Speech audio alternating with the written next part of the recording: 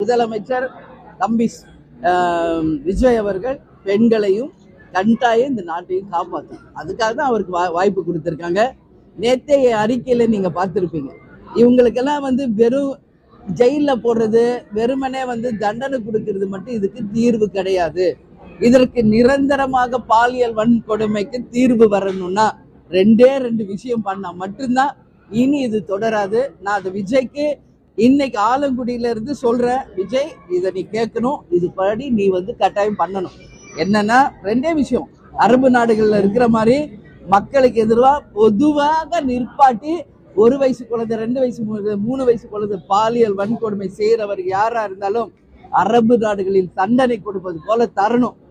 மக்கள் முன்னாடியே தண்டனை வழங்கணும். இல்லை என்றால் கண்டிப்பாக கோயம்புத்தூர்ல சைலேந்திர பாபு அவர்கள் செய்தது போல ஒரு என்கவுண்டர் பண்ணணும். அப்பதான் இதற்கு நிரந்தர தீர்வு. இதற்கு முற்றுப்புள்ளியை தவிர மயிலே இறகு போடுன்னா போடாது.